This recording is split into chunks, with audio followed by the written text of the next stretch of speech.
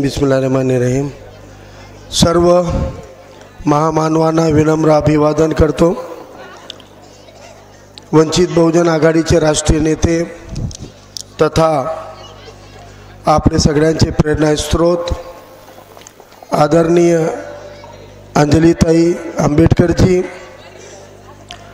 मंचावर उपस्थित महाराष्ट्राचे उपाध्यक्ष आदरणीय गोविंद दळवीजी, मंचावर उपस्थित समेतचे राज्य प्रवक्ते कैलास वाघमारेजी, नांदेड महानगरचे अध्यक्ष विठ्ठल गायकवाडजी, अनिल वाघमारेजी, तालुका कमिटीचे उपाध्यक्ष, आत्ताच ज्यांनी आपल्याला विस्तृत असं मार्गदर्शन केलं आपले सगळ्यांचे नेते व बौद्ध महासभेचे जिल्हाध्यक्ष PM वाघमारेजी, बौद्ध महासभा वंचित बहुजन आघाडीचे सर्व पदाधिकारी, सोनखेड सर्कलमध्ये कार्यरत आपले सगळ्यांचे सहकारी मित्र आनंद गोडबोलेजी, अरविंद धुतराजजी, तुकाराम खिल्लारेजी, नांदेड सोनखेड सर्कलमध्ये सोनखेड शहरामध्ये मुस्लिम समाजाचा आपला संवाद घडवणारे सर्व ग्रुप्स प्रतिनिधित्मक पद्धतीनं गुड्डू आणि त्यांचा आवेश, त्यांचा मित्रमंडळ, तुम्ही सगळेजण येऊन बसलात त्यासाठी मी आधी तुमच्या सगळ्यांचंही अभिनंदन करतो।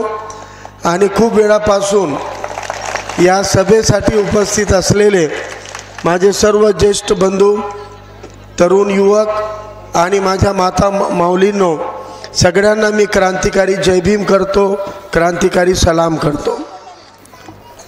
आत्ताच PM वाघमारे सरांनी सांगितलं जय भीम आमची अस्मिता आहे। खरं तर जय भीम आणि धम्म यांचा संबंध नाही आहे, यांचा संबंध तसा नाही आहे। धम्मामधला नारा जय भीम नाही आहे, जय भीम आणि धम्माचा संबंध मात्र आहे। या देशामध्ये हजारो वर्षापासून दोनच परंपरा चालत आलेल्या आहेत। एक परंपरा विषमतेची, शोषणाची, अस्पृश्यतेची, गुलामगिरीची, वर्चस्ववादाची, ही एक परंपरा आहे ज्याला आपण विषमता म्हणतो, विषमतावादी म्हणतो, मनुवादी म्हणतो। एकीकडे विषमतेची परंपरा आहे आणि दुसरीकडे परंपरा, त्याला तोडीस तोड उत्तर देणारी परंपरा ही आहे समतेची परंपरा, समतेची परंपरा, अस्पृश्यता मुक्ततेची परंपरा, गुलामी मुक्ततेची परंपरा, वर्चस्ववाद उखाडून फेकणारी परंपरा, भेदभाव संपवणारी परंपरा, त्याला आपण समता किंवा समतेची परंपरा म्हणतो। मग जय भीमचं आणि धम्माचं नातं काय? तर या जगामध्ये दोन पद्धतीचे धम्म आणि धर्म आहेत। जितके धर्म आपल्या मूल्यामध्ये समता शिकवतात ते सगळे समतावादी, आणि या समतावादींच्या विरोधात उभं टाकलेले अस्पृश्यता, गुलामगिरी लादणारे हे विषमतावादी धर्म आहे। म्हणून जेवढे समतावादी विचार आहेत, महामानव आहेत, ज्यांनी या जगाला समता दिलेली आहे, अशा सगळ्या समतावादीच्या समतेचं प्रतीक विषमतेच्या छाताडावर चिरून आपण उभं केलेलं एक क्रांतिकारी वारा म्हणजे जय भीम आहे। विषमतेच्या छाताडावर उभं राहून फडकवलेला समतेचा झेंडा म्हणजे जय भीम आहे, परचम म्हणजे जय भीम आहे। हे समता दर्शवणार आहे। आता आम्ही गैरबराबरी सहन करणार नाही, आता आम्ही अस्पृश्यता सहन करणार नाही, आता आम्ही भेदभाव सहन करणार नाही, हे सर्व म्हणण्याचं प्रतीक म्हणजे जय भीम आहे। आणि जय भीम आणि जय भीम याचं नातं असं आहे की हे समतेचं तत्व, हे समतेचं तत्व, त्याला अरेबीमध्ये मसावत म्हणतात, हे इस्लाम धर्मानं मुसलमानांना शिकवलेलं आहे। म्हणून जय भीम आणि जय भीम हे समतेचे प्रतीक आहेत। हे माणसाला माणसासारखा जगण्याचा अधिकार देणारे प्रतीक आहेत, माणसाला माणसासारखा नुसतं जगणारे नाही तर सन्मानाने जगण्याचा अधिकार देण्याचे प्रतीक आहेत। आणि राजकारणामध्ये सुद्धा याच पद्धतीची विषमता, याच पद्धतीचे भेदभाव, याच पद्धतीची अस्पृश्यता आहे। या नांदेड जिल्ह्यामध्ये किती तुम्ही या 70 वर्षामध्ये झालेल्या आमदारांची खासदारांची यादी करा, ही यादी करा। या यादीमध्ये तुम्हाला एकाच जातीचे एकाच घराण्याचे वारंवार निवडून आलेले नाव दिसून येतील। परंतु या जिल्ह्यामध्ये राबणाऱ्या अनेक बहुजनांच्या अनेक जातींना आजपर्यंत लोकसभा विधानसभेची साधी उमेदवारी सुद्धा या प्रस्थापित पक्षाने दिली नाही। अनेक धर्म जातीच्या लोकांना एक तर उमेदवारी देणार नाही आणि ते कुणाकडून उमेदवारी घेऊन उभं राहिले तर त्यांना निवडून येऊ देणार नाहीत, त्यांना पाडण्याचे षडयंत्र करणार।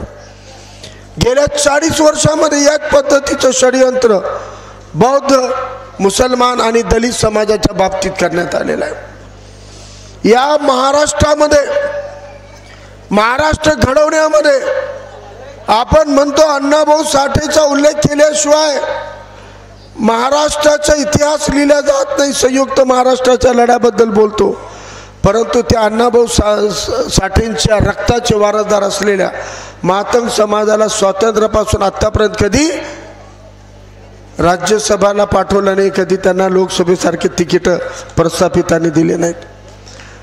सुरुवातीला पहिला बौद्ध खासदार देणाऱ्या बौद्ध समाजाला या प्रस्थापित पक्षाने कधी लोकसभेची उमेदवारी दिली नाही, नांदेड शहरातून कधी विधानसभेची पण उमेदवारी दिली नाही।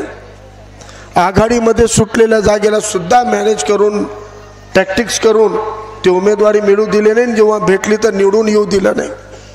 जेव्हा जेव्हा यांना वाटतं बौद्ध, मातंग, ओबीसी आणि मुसलमान निवडून येऊ शकतो, तेव्हा एकमेकाच्या विरोधात उभं टाकलेले काँग्रेस आणि बीजेपी एकत्रित येतात आणि आपल्या बहुजनाच्या अल्पसंख्याच्या उमेदवाराला पाडण्याचं काम करतात। ही परंपरा चालू आहे गेल्या 40-50 वर्षामध्ये। अनेकदा बौद्ध उमेदवार 3-3, 4-4 हजारांना हरलेले आहेत। अनेकदा मुस्लिम उमेदवार सुद्धा 3-3, 4-4, 5-5 हजारांना हरलेले आहेत।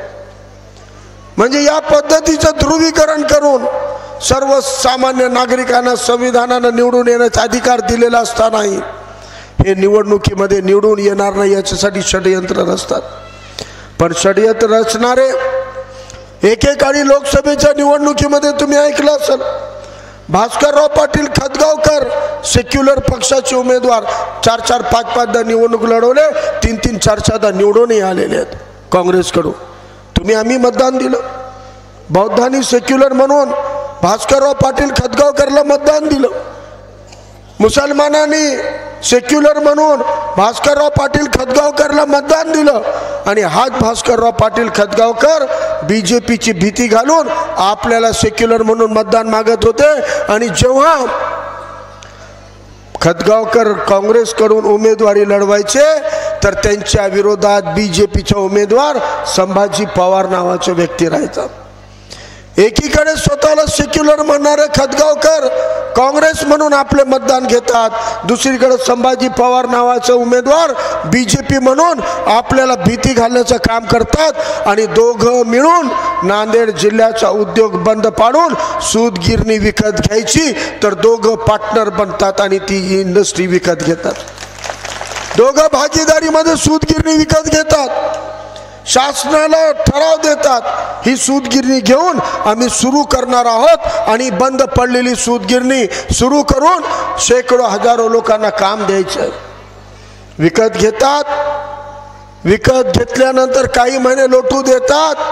जितक्या किंमतीमध्ये सूतगिरणी विकत घेतली त्यापेक्षा अधिक किंमतीमध्ये त्या सूतगिरणीमधल्या मशिनरी विकून टाकल्या आणि उरलेली जमीन घशात टाकून त्याच्यावर प्लॉटिंग करण्याचं काम चालू आहे।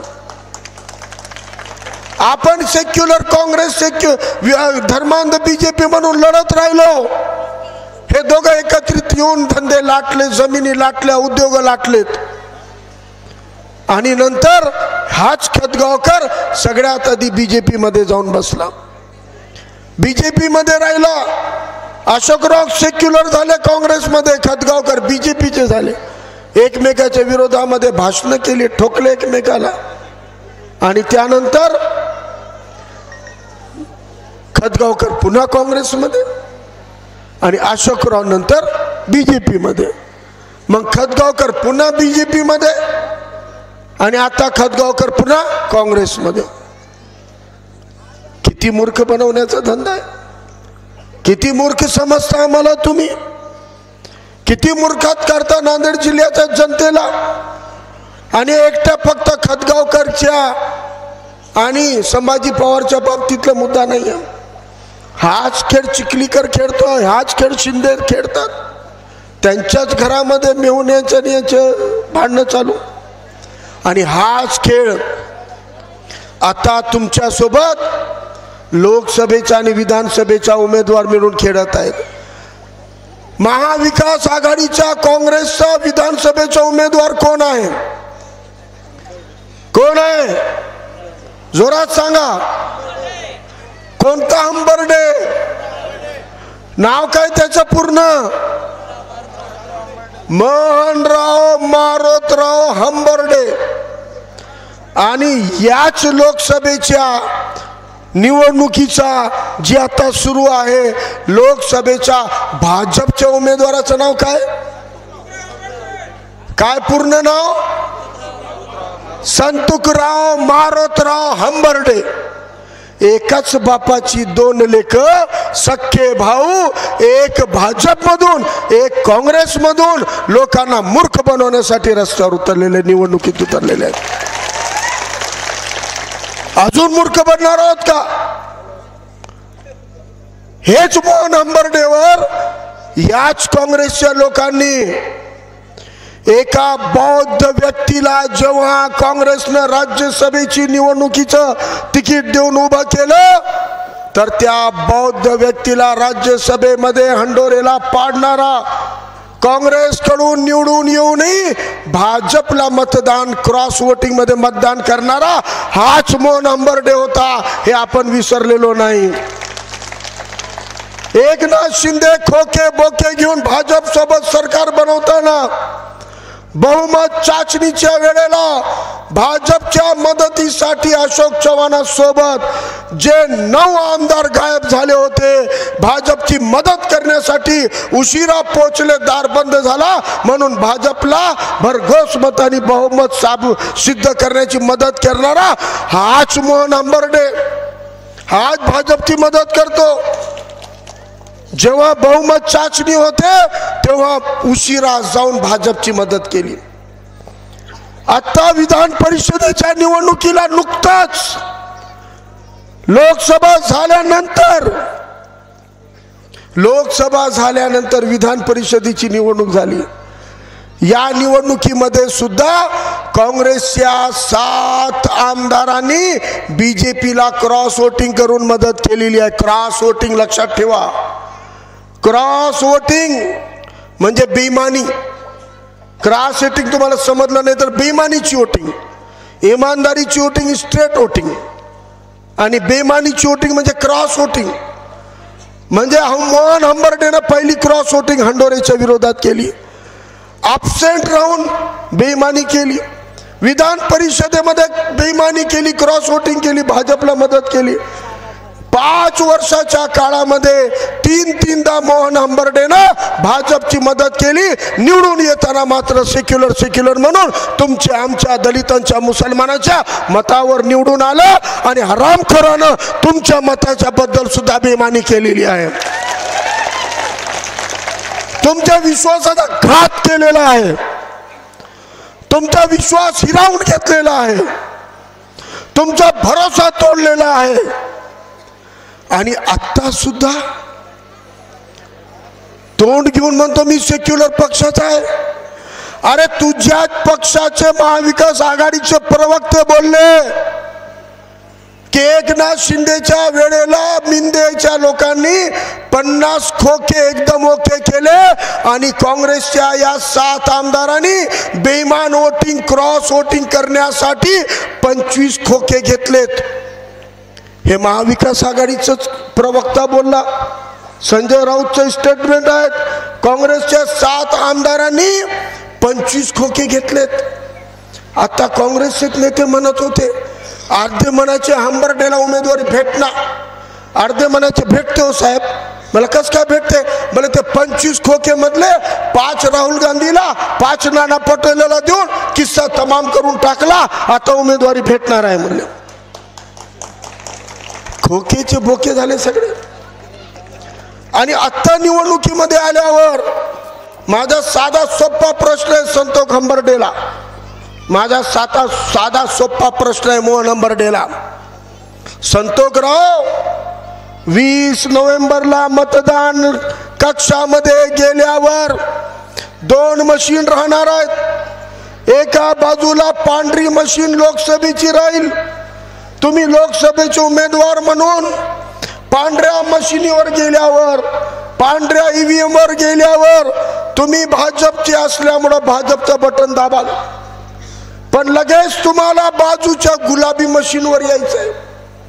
गुलाबी मशीन विधानसभेची आहे.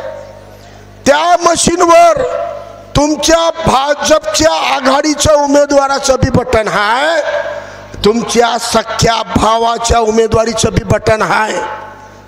संतोषराव, 20 नोव्हेंबरला गुलाबी मशीनवर कोणता बटन दाबणार आहोत?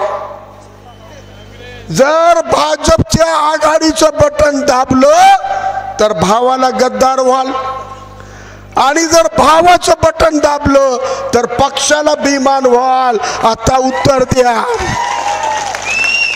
मोहन हंबर्डेला पण हेच विचारा. मोहनराव, लय प्रॅक्टिस आहे क्रॉस वोटिंगची हंबर्डेला पाळायला, होय की नाही? है की नाही? विधानसभेला उशिरा जायची प्रॅक्टिस आहे, विधान परिषदेच्या वेळेलाही क्रॉस वोटिंगची प्रॅक्टिस आहे. आता सांगा बरं, या 20 नोव्हेंबरला मशीनवर गेल्यावर गुलाबी मशीनवर स्वतःचा बटन दाबाल, स्वतः उमेदवार हाव, पण बाजूला ठेवलेल्या पांढऱ्या मशीनीवर मोहन हंबर्डे कुणाचं बटन दाबणार आहो? कोणाचं बटन दाबणार आहो? एवढी अक्कल त्याला नाही. गॅस सिलेंडर दाबायला इमानदाराची प्रामाणिक त्याच्या मनगटातला दम लागतो. गॅस सिलेंडरचं बटन बेईमानाचं काम नाही आहे. कष्ट करणारे इमानदार मनगटीचा दम असलेल्या बहादरांची पसंत गॅस बटन आहे. गॅस सिलेंडर काय जोक आहे का? स्वाभिमानी राजकारणाचा प्रतीक गॅस सिलेंडर आहे. म्हणून हे यांच्या हरामखोर बेईमानांच्या कामाचं नाही आहे हे काही. म्हणून मोहनराव, आता तुम्ही सांगा, पांढऱ्या मशीनचं कोणतं बटन दाबणार आहोत? जर तुमच्या महाविकास आघाडीच्या उमेदवाराचं बटन दाबलं तर सख्या भावाला गद्दार होणार आहोत, आणि जर तुम्ही भावासोबत गद्दारी केली नाही तर पक्षाला बेईमान होणार आहोत. पण तुम्हाला कोणत्याही हालतीमध्ये दोघं भाऊ 20 तारखेला बेईमान होणार आहेत, यात काही दुमत नाही. भावाला भाऊ होईल की पक्षाला होईल, पण असे हे बेईमान आहेत. एकाच घरातून काँग्रेस आणि भाजप काय यांचं पडलेलं आहे. आता विठ्ठल भाऊ सांगितले एकमेकाच्या मदती कशी करतात. म्हणून या लोकांपासून सावध व्हा. आणि फक्त बीजेपीच्या महायुतीचाच उमेदवार आहे असं नाही, फक्त काँग्रेसच्या महाविकासचा उमेदवार असं नाही. अजून एक तिसरा उमेदवार आहे, RSSचा उमेदवार आहे, दिलीप कंदकुर्ते, खाकी चड्डी गँगवाला. इतकं बेईमान राहतात ते RSS वाले. एकीकडं भाजपला आघाडीमध्ये उमेदवार आहे म्हणून मोदीची फोटो टाकायची परवानगी द्यायलेत, आणि दुसरीकडे स्वतःचा RSSचा माणूस अपक्ष म्हणून उभं करायलेत. एवढं मूर्ख बनवण्याचा धंदा आहे यांचा. म्हणून त्या अपक्ष म्हणून तुमच्याकडे येईल, अपक्ष शेगडी आहे घ्या म्हणून. गेल्या वेळेला घात केला त्यांनी, बौद्धांचा बी केला, मुसलमानांचा बी केला अपक्ष म्हणून. पण त्याची खाकी चड्डीवाली फोटो व्हायरल करा आणि लिहा गॅस शेगडीवाला चड्डीवाला गँगचा माणूस आहे, त्याला एकही मतन गेला कामा नाही. म्हणून या पद्धतीच्या या सगळ्या बेमानांना धडा शिकवायचा असेल तर आपल्याकडे एकच पर्याय आहे. मी तुम्हाला खात्रीने सांगतो, या निवडणुकीचं मत बहुजन समाजानं बनवून घेतलेलं आहे, अल्पसंख्याक मुस्लिमांनी ठरवून घेतलेला आहे, ओबीसीनी निर्णय घेतलेला आहे. गरीब मराठा पण काही काही अंशी विचार करत आहे की आता आपल्याला थोडंसं बदलावं लागेल. सोनखेड या गावामध्ये मराठा समाजाच्या वर्चस्वाचा एक मतदानाचा टक्का आहे. मी 2 मिनिटं शेवटचं माझ्या गरीब मराठा बांधवाला सांगू इच्छितो. आज महाराष्ट्रामध्ये 179 आमदार हे मराठा समाजाचे आहेत. 288 मधले 179 म्हणजे तुमच्या लोकसंख्येच्या दुपटीनं आमदार विधानसभेमध्ये मराठा समाजाचे आहेत. मग आत्महत्या केलेल्या शेतकऱ्यांची यादी घेऊन बसल्यावर आत्महत्या करणारे जे अल्पभूधारक कोरड जमीनवाले शेतकरी आहेत त्या आत्महत्या करणाऱ्या शेतकऱ्यांच्या यादीमध्ये 80% अधिक शेतकरी मराठा समाजाचे कसे आहेत. जर मराठा समाजाची सत्ता मराठाचा मुख्यमंत्री राहिलेला आहे, आत्ताही आहे, तर मग मराठा समाजाला आत्महत्या करायची पाळी काय येत आहे. एमपीएससी यूपीएससी पोलीस भरतीमध्ये निराश होऊन आत्महत्या करणाऱ्या विद्यार्थ्यांमध्ये 50%हून अधिक तरुण एकट्या मराठा समाजातून येतात. याचं काय कारण आहे. मराठ्यांची सत्ता म्हणवतो, मराठ्यांना मरण्याची नौबत त्यांच्यावर आणता. म्हणून सत्तेत असलेले आमदार खासदार हे शिवरायांचे मराठे नाही, हे शिवरायांचा घात करणारे मराठे आहेत. यांच्यापासून सावध व्हा. तुमची लढाई ओबीसी आणि मुसलमानांच्या दलितांच्या विरोधात नाहीये. जर मराठ्यांच्या शेतकऱ्यांचा अल्पभूधारक कोरडवाहू शेतकऱ्यांचा कल्याण करायचं असेल तर ज्या पद्धतीने शिवरायांनी स्वतःच्या जातीचे मराठा सरदारांच्या गर्दनी कापल्या त्याच पद्धतीने लोकशाही पद्धतीने प्रस्थापित मराठ्यांना पाळावं लागेल. त्याशिवाय गरीब मराठ्यांचं कल्याण होणार नाही, त्याशिवाय गरजवंत मराठ्यांचं कल्याण होणार नाही. आज तुम्ही मुसलमानांचा द्वेष शिकवता, दलितांचा बौद्धांचा मातंगाचा द्वेष शिकवता. शिवरायांचा इतिहास उचलून बघा. शिवरायांना मदत करणारे प्रस्थापित मराठे नाही, 18 पगड जातीमधले याच अस्पृश्य शूद्र समाजाचे लोक हे दिवसभर कष्ट करत होते. रात्रीला तलवारबाजी नेमबाजी शिकून शिवरायांचं सैन्य उभं केलेलं आहे. आणि या शिवरायांना जेव्हा सैन्य दल उभं करायचं होतं, घोडदल उभं करायचं होतं, त्यावेळेला शिवरायांसाठी घोडदलाची तोफेची टेक्नॉलॉजी देणारे हे मुसलमानातले इब्राहिम खान, दौलत खान हे मुसलमान शिवरायांच्या सोबत उभे होते. शिवरायांनी कधी मुसलमानांचा, दलितांचा, मागास घटकांचा, ओबीसीचा द्वेष केला नाही. जर आज कोणी द्वेष शिकवत असेल तर आपल्याला शिवरायांचा खराखुरा इतिहास जाणून घ्यावा लागणार आहे. शिवरायांना अपेक्षित स्वराज्य निर्माण करण्याचं काम जर कोणी करत असेल तर ते छत्रपती शिवरायांचे खरेखुरे मावळे जर कोणी आहेत तर ते आदरणीय बाळासाहेब आंबेडकर आहेत. मित्रांनो, सगळ्या 18 पगड जातीला, अल्पसंख्याकांना, गरीब मराठ्यांना उमेदवारी देण्याचं काम आदरणीय बाळासाहेब आंबेडकरांनी केलं. घेऊन बघा यादी. सर्व जाती धर्माच्या लोकांना आदरणीय बाळासाहेब आंबेडकरांनी उमेदवारी दिली म्हणजे शिवरायांना अपेक्षित, संविधानाला अपेक्षित राष्ट्र निर्माण करण्याचं काम आपल्याला करायचं असेल तर वंचित बहुजन आघाडीशिवाय पर्याय नाही एवढं सांगतो। आणि आपण 20 नोव्हेंबरला गॅस सिलेंडरच्या निशाणीचं बटन दाबून आपल्या वंचित बहुजन आघाडीच्या लोकसभा विधानसभेच्या दोन्ही उमेदवारांना निवडून द्या ही विनंती करतो। थांबतो। जय हिंद, जय भीम, जय शिवराया, अल्लाह हाफिज।